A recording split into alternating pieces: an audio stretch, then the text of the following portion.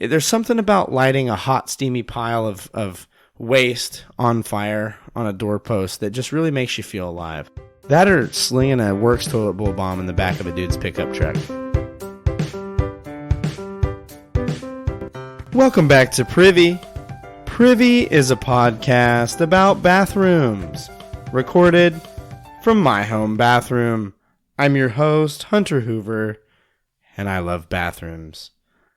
Welcome back, everybody. Thank you for being here. We really appreciate you listening. It's nice to have you here. You know, I'm wedged away in the back corners of my home restroom now, and yeah, I'm glad you could join me here in the bathroom. A sentence that many would probably not say very often. You know what I'm saying? Like, I want to discuss something here. So my coworker and friend, Wehrman, former guest of the show,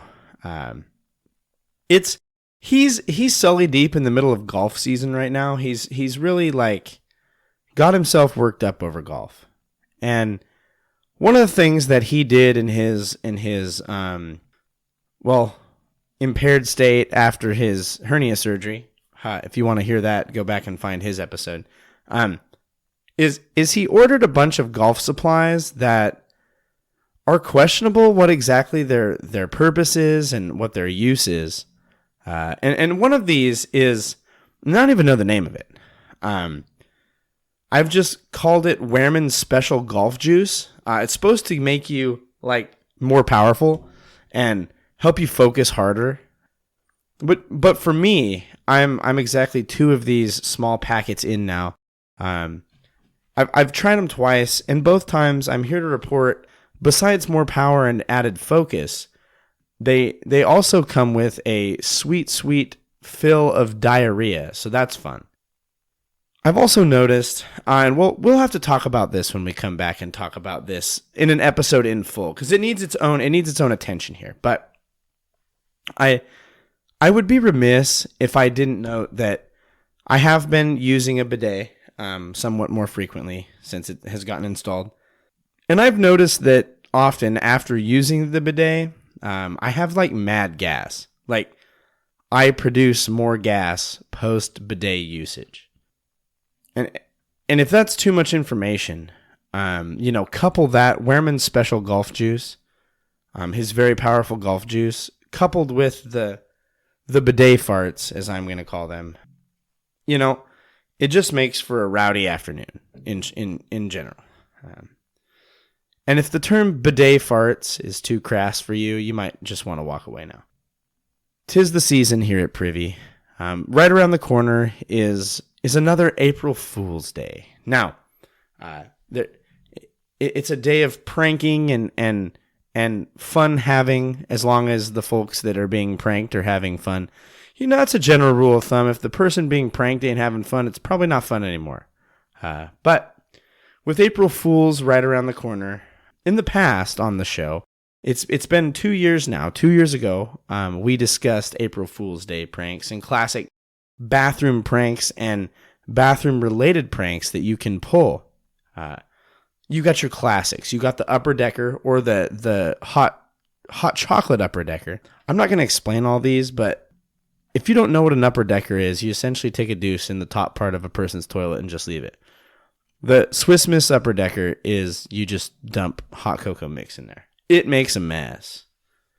You can sneak a creepy picture in the shower, scare the poop out of them. You might be even doing them a favor at that point. Like, you're already in the bathroom. If you're going to terrify someone to the point where they shaz themselves, you might as well do it in the bathroom. Drawing a spider on the toilet paper and then like re-rolling it back up, that's a classic move. Like they pull it out and they see what looks like a black spot spider. They freak out about it. It's good stuff. You can also just position a small fake plastic spider to fall out while they are doing their toilet paper unrolling. You can replace their soap with various substances. I think it's Liar Liar where they dye the guy blue swapping his soap out for like blue hair dye. It's pretty good stuff. There's giving someone squishies, which of course is just sticking ketchup packets under the contact points of the toilet seat. I think I shared on the previous pranks episode that you can accomplish a similar but more rowdy effect by sticking those like throw down poppets underneath the contact points. They sit down and it's pop pop, they're gonna get a rise on that one. It's all classic stuff. And we talked about a lot of this way back in 2021, but we've learned a lot. We've grown up a lot since then. And I want to share with you 2 instances this week. One is a cult classic. We have to get up on it more often, I think. I think if we brought this back, and I'm going to discuss why I think it has fallen by the wayside. But we're going to discuss strategies to help prepare for or ward yourself against. And so the first of our April Fool's Day 2023 pranks, and if I need plausible deniability here, I'm going to say right out of the gate, don't do these. Do not do these. And if you do, you probably aren't being, quote, very nice. I should note that if a person were to perform either of these, it would be rude, it would be inappropriate, and it would probably cross multiple lines and personal boundaries. That said, I think it's time for a Hunter's Anecdotes to keep you afloat.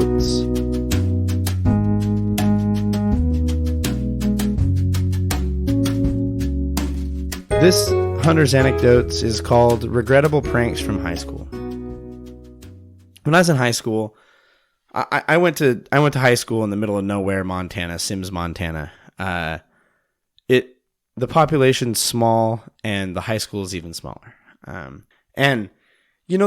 There's not like a lot of extracurricular. I mean, they had sports at the school and band and stuff, and pretty much every kid was involved in something. But like, there wasn't like a scene to go do something in town. Like, you kind of had to create your own fun. And boy, did we create our own fun. We were all over pranks with this stuff. We would stick Vaseline underneath people's car door handles. Vaseline comes from the bathroom. It's loosely related. Sometimes you'd stick ketchup under there, but like ketchup does ruin the paint and finish of a car. So you want to be careful when you're doing stuff like that, because you never know. Like you don't actually want to mess up somebody's car. That's all I'm saying. Another classic. We would go light off dry ice bombs, or Works toilet bowl bombs. And I ain't here to teach you that, because I'm pretty sure like something bad could happen if I like teach that.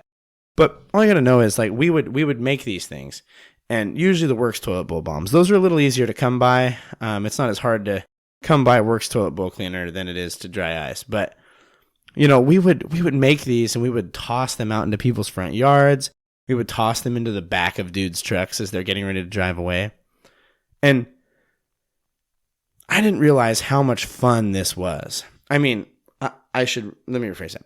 I couldn't imagine how much fun these would have been, just in case. But when I went home, I think it was for either spring break or the summer, my now wife, at the time girlfriend, on a former guest, multiple guest, would come to visit. And I remember the first time she went out Works toilet bowl bombing people with us. And it's just a blast. You make the thing and you toss it, and the dude's like driving a boom. You just hear this big pop. The dude thinks his tire has blown. He pulls over on the side of the road. It's a good time. It's teens being stupid. What more do you want? But there was a couple times, one that I was member to, where we pulled off a classic dookie foot. When we attended school in Sims, Montana, but our youth group met in Fort Shaw, Montana. And after youth group, sometimes we would get up to no good. I will be the first to admit that. And one week, I don't remember who we got, but we all got the idea that we were going to go around ding-dong ditching people. And we ding-dong ditched a few people.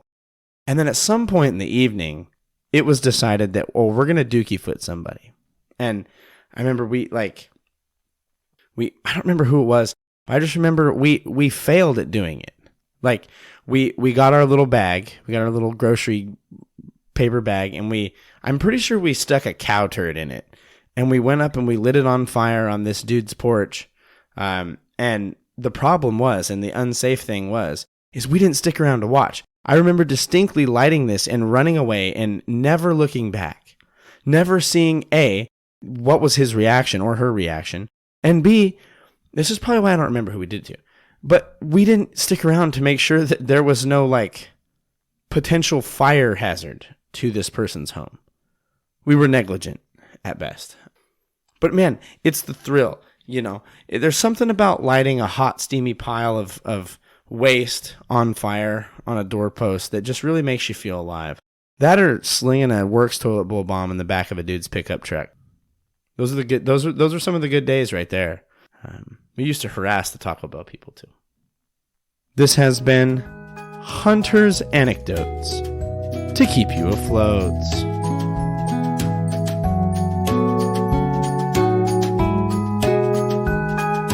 As is noted from the Hunter's Anecdotes, the first prank I want to discuss is that of a dookie foot. Now, this goes by a lot of different names. Crap foot, flaming bag of crap. All of these are good. But I've chosen dookie foot because, or poopy foot, if you would, because it really gets to the heart of what you're going for here. It really gets to the as Nacho Libre would say it, the nitty gritty of what's going on here. Let's listen up. Let's listen up, kids.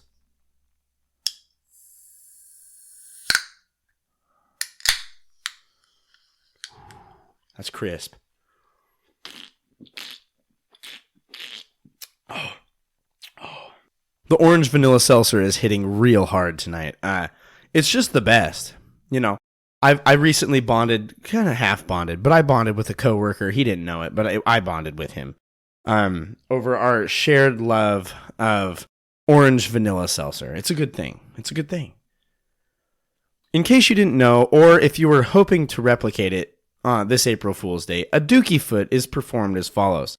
Your materials needed are 1. A brown paper bag, 2. A small hand shovel. That one's optional. I guess you could just get mitts deep in on that, but for me, mass effectiveness, you're going to want to get a small shovel, a trowel, if you will. You're going to want a lighter, and you're going to want a neighbor that you really want to screw with.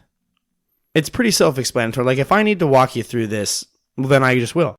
You're going to take the brown paper bag. You're going to pop it open. Now, you're going to want to load the brown paper bag with dog poop. You can choose any type of poop, but I say dog poop because it's the most readily available, I feel like. And, you know, I mean, I guess you could shaz in the bag yourself, and that's your own, like, thing that you'll have to work out with you and your God. But, you know,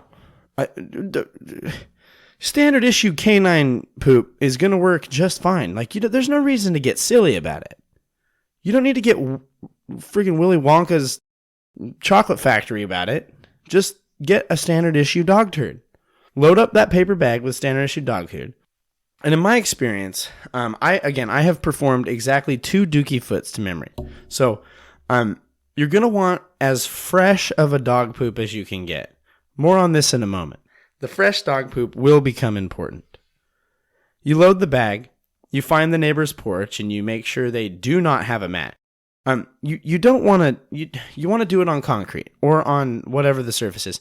You don't want to ruin the mat. Like, you could light the mat on fire. You could get, the mat's going to get full of poop. I mean, I guess unless you really want to be mean. You can add a paper towel to the bag. It's going to help the burning process. And you're going to place the bag and you light it on fire, and then you make sure, right as you make sure that it's burning really well, you ring the doorbell or you knock and you take off. Now, you do not want to do what I did. You're not going to want to do what I did, which is never see what happened of this dookie foot. You're going to want to make sure that you stay nearby, not only to make sure the fire doesn't get out of hand, but you're going to want to see their reaction.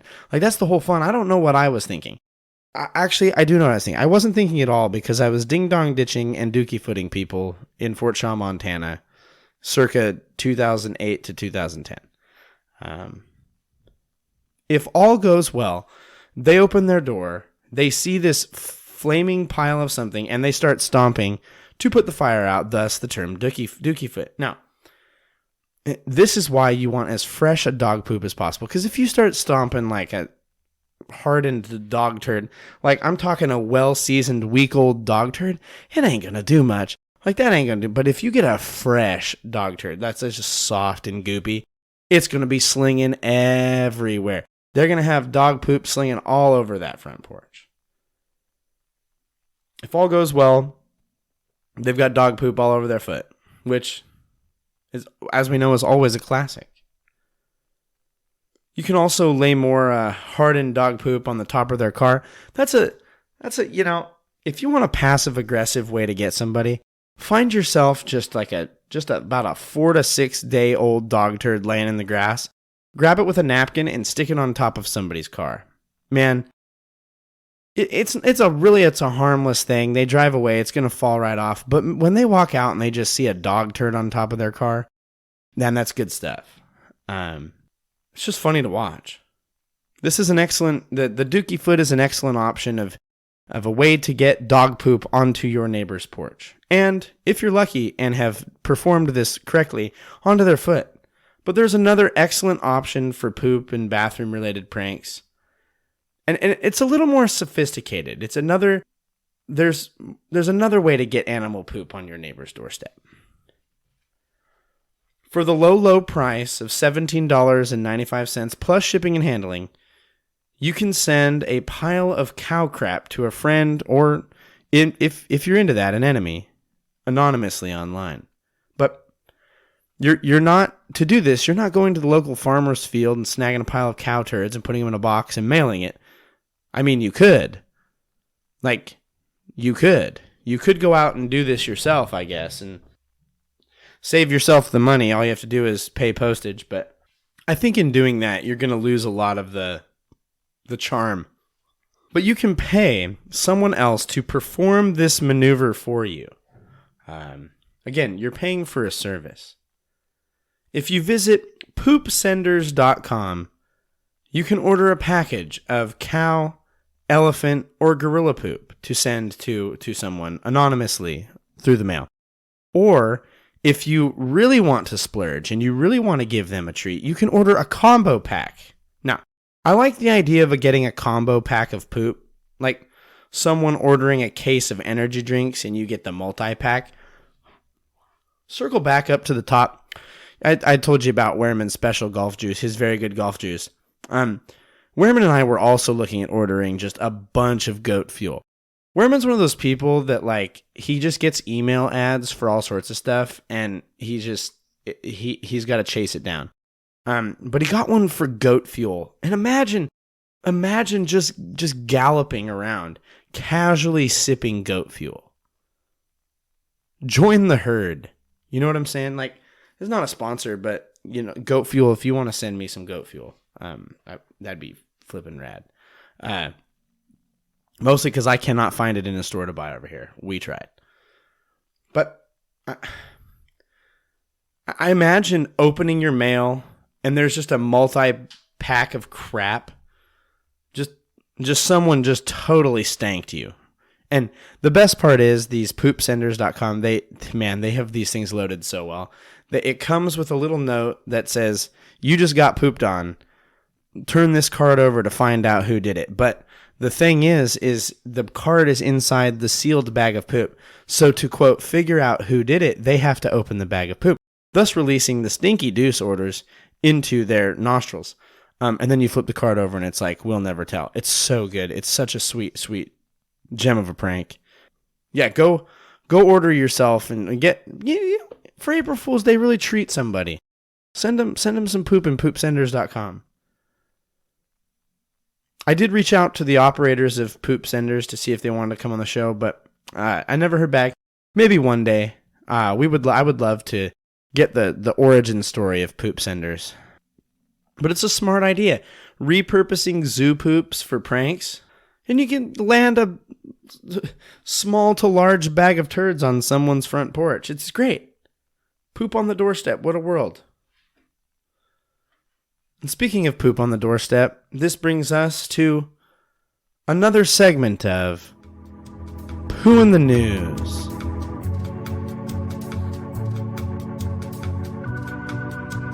This Poo in the News is brought to you by a KUTV that is local Utah. I think this is the Salt Lake City area.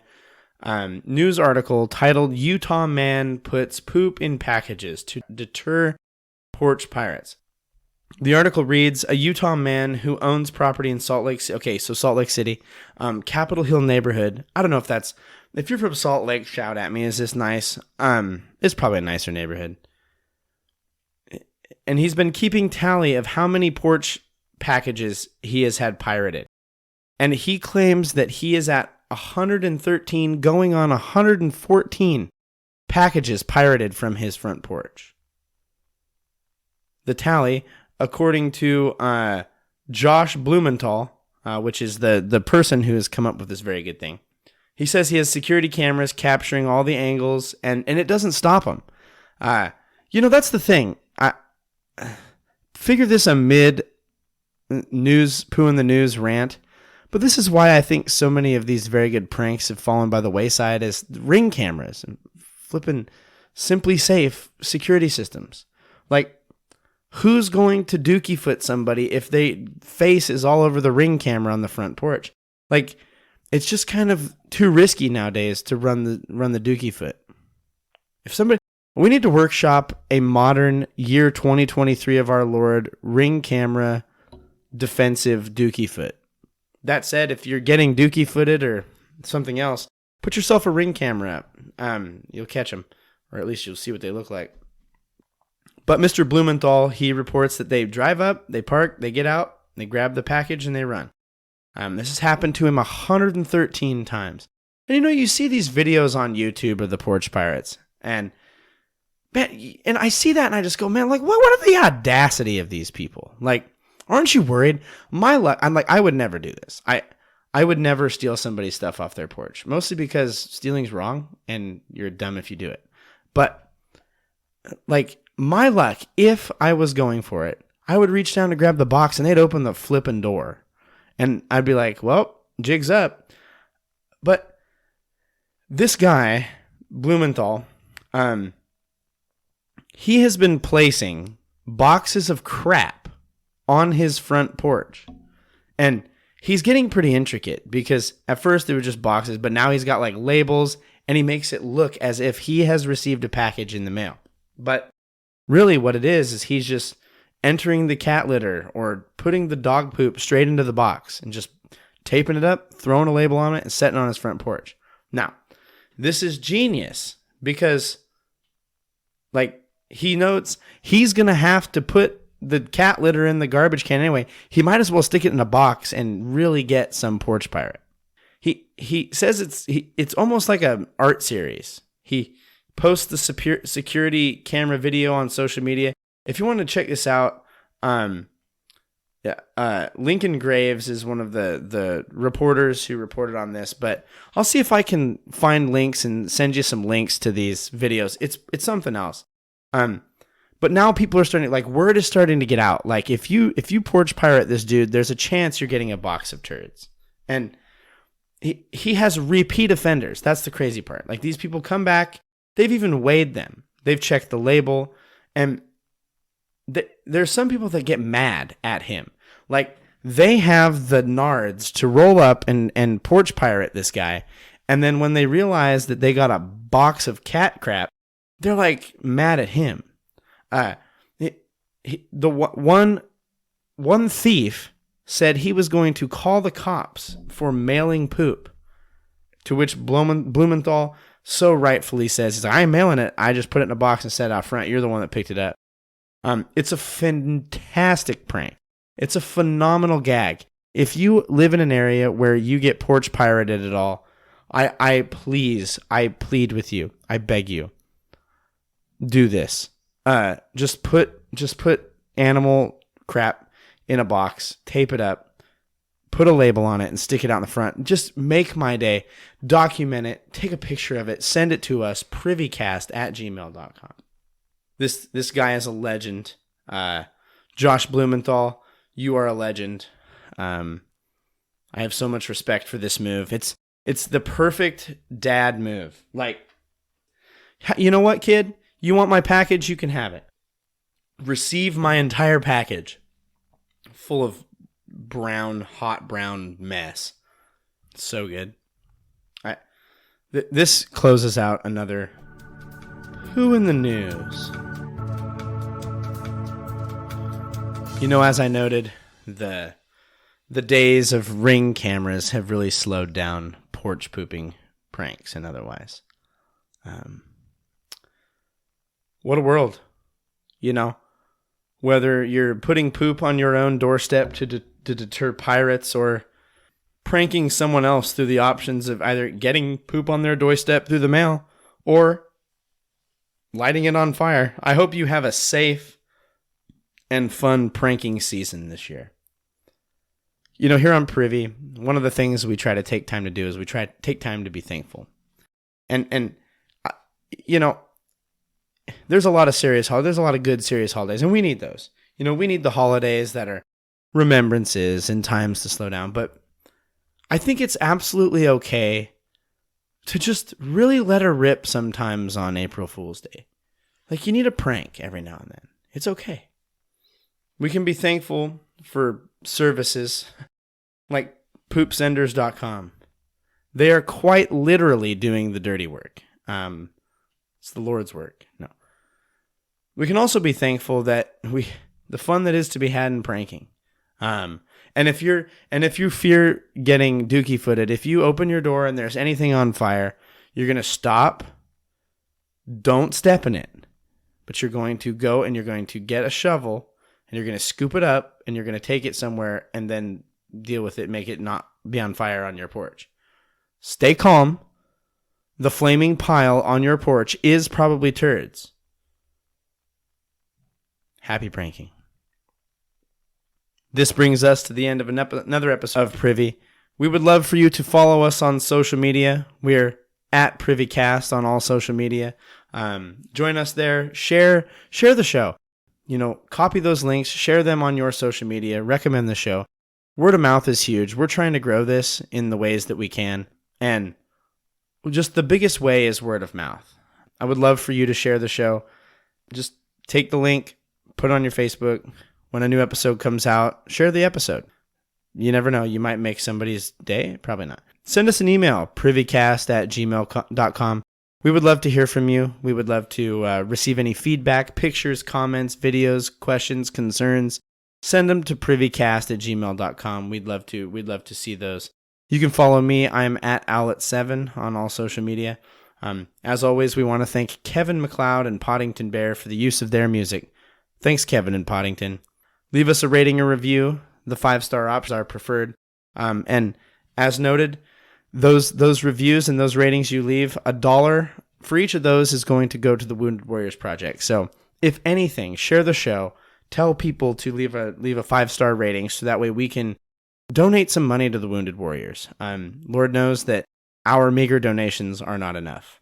As we've said, keep pooping in the free world, but the free world wasn't always free. Show them some love. This brings us to the end of another episode of Privy. Thank you so much for joining us. Own your stank, wash your butthole, and, as always, don't forget to flush.